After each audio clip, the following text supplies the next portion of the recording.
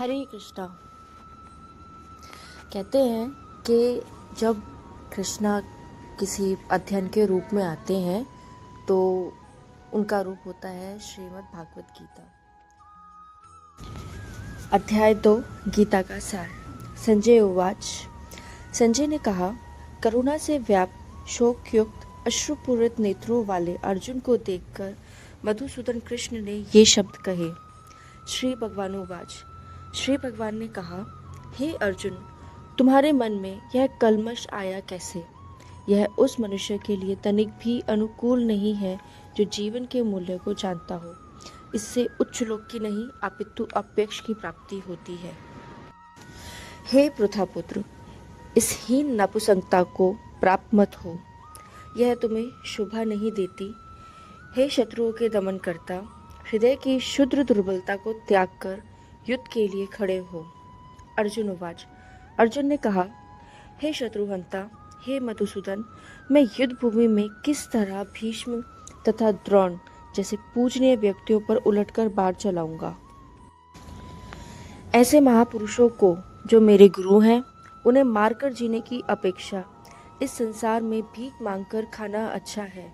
भले ही वह संसारिक लाभ के इच्छुक हों, किंतु है तो गुरुजन ही।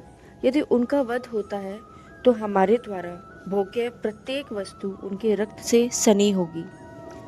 हम यह भी नहीं जानते कि हमारे लिए क्या श्रेष्ठ है, उनको जीतना या उनके द्वारा जीते जाना। यदि हम धृतराष्ट्र के पुत्रों का वध कर देते हैं तो हमें जीवित रहने की आवश्यकता नहीं है।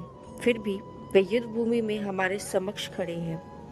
अब मैं अपनी कृपण दुर्बलता के कारण अपना कर्तव्य भूल गया हूँ और सारा धैर्य खो चुका हूँ।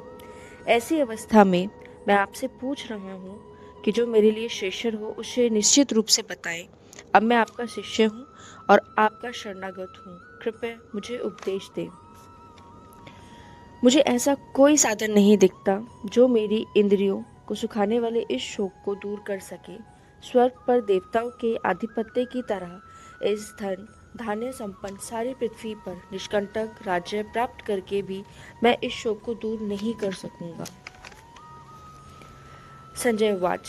संजय ने कहा, इस प्रकार कहने के बाद शत्रुओं का दमन करने वाला अर्जुन कृष्ण से बोले, हे गोविंद, मैं युद्ध नहीं करूंगा, और चुप हो गया।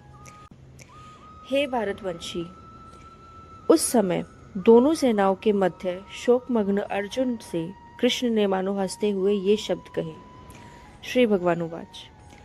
श्री भगवान ने कहा, तुम पंडित पूर्ण वचन कहते हुए उनके लिए शोक कर रहे हो जो शोक करने योग्य नहीं है। जो विद्वान होते हैं वह ना तो जीवित के लिए ना ही मृत के लिए शोक करते हैं।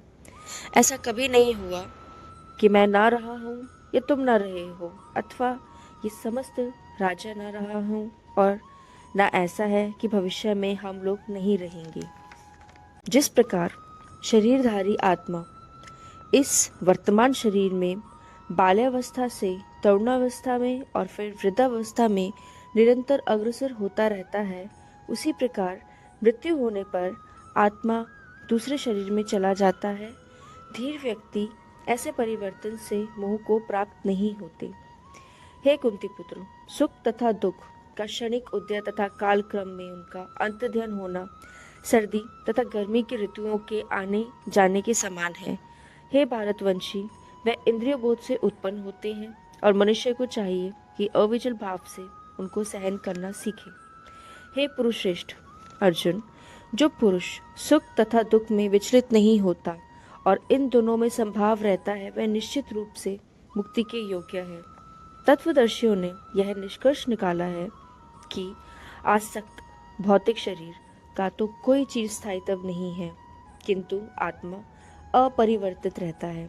उन्होंने इन दोनों की प्रकृति के अध्ययन द्वारा यह निष्कर्ष निकाला है, जो सारे शरीर में व्याप्त है उसे ही तुम अविनाशी समझो। उस अव्यय आत्मा को नष्ट करने में कोई भी सामर्थ्य नहीं है। अविनाशी, अप्रेम्य तथा शाश्वत जीव के भीतर भौतिक शरीर का अंत अवश्यम भावी है। अतः हे भारतवंशी, युद्ध करो।